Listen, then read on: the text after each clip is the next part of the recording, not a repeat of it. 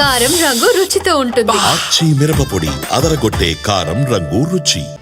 టీటీడీలో గోవుల మరణం పొలిటికల్ టర్న్ తీసుకుంది.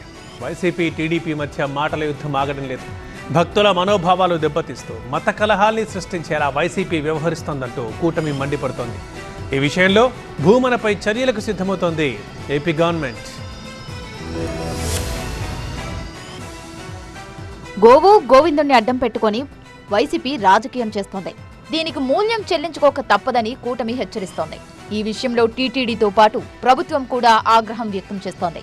భూమన కరుణాకర్ రెడ్డిపై చర్యలు తీసుకోవాలంటూ ఎస్పీకి ఫిర్యాదు చేశారు టీటీడీ సభ్యుడు భానుప్రకాష్. టీటీడీ గోశాలలోని ఆవుల మృతిపై భూమన చేసేవన్నీ తప్పుడు ఆరోపణలేనని అంటున్నారాయన. టీటీడీ విషయంలో భూమనపై కేసు పెడతామంటున్నారు మంత్రి అనిత. చైర్మన్ గా పనిచేసిన వ్యక్తి జాగ్రత్తగా మాట్లాడాల్సింది పోయి తప్పుడు ప్రచారం చేస్తున్నారంటూ మంత్రి అనిత ఆగ్రహం వ్యక్తం చేశారు. రాష్ట్రంలో మత కలహాలు సృష్టించేందుకు కుట్రలు చేస్తున్నారని మండిపడ్డారు.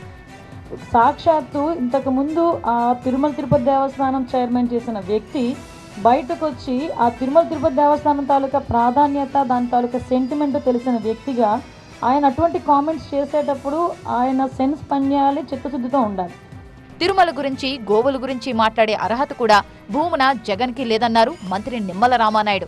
ఇప్పుడు అంటే డిక్లరేషన్ ఇవ్వమని అడిగితే తిరుపతి వెళ్ళడానికి మానేసినటువంటి వ్యక్తి నువ్వు అసలు తిరుపతి గురించి, ఆ టీటీడీ గురించి మాట్లాడేటువంటి అర్హత ఈ వైసీపీ కానీ జగన్మోహన్ రెడ్డి కానీ ఎక్కడ ఉన్నటువంటి పరిస్థితి? ఎప్పుడైనా మీరు ఏదైతే ఆ పట్టు వస్త్రాలు సమర్పించడానికి ఎప్పుడైనా సతీ సమేతంగా, హిందూ సాంప్రదాయం అది సతీ సమేతంగా వెళ్ళడం అనేది ఎప్పుడైనా పాటించారా మీరు? అటువంటి వాళ్ళు మీరు టీటీడీ గురించి మాట్లాడడం, అటువంటి వాళ్ళు తిరుపతి గురించి మాట్లాడడం, అటువంటి వారు హిందువుల గురించి మాట్లాడడం. ఈ కరుణాకర్ రెడ్డి మాట్లాడుతూ ఉంటాడు. ఎవరు ఈ కరుణాకర్ రెడ్డి? పూర్తిగా నాస్తికుడు, దేవుడిని నమ్మను అన్నటువంటి వ్యక్తి కరుణాకర్ రెడ్డి. ఆయన చరిత్ర ఎవరికి తెలియదు. అబద్ధాన్ని నిజం చేయడానికి వైసీపీ నేతలు ప్రయత్నిస్తున్నారు. రాష్ట్రంలో మత కలహాలు సృష్టించి ప్రభుత్వానికి చెడ్డ పేరు తీసుకురావాలనే ఉద్దేశంతోనే తప్పుడు ప్రచారం చేస్తున్నారు.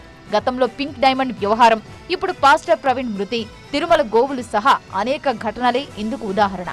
వీటన్నిటినీ సమర్థవంతంగా తిప్పికొడతామంటున్నారు కూటమి నేతలు.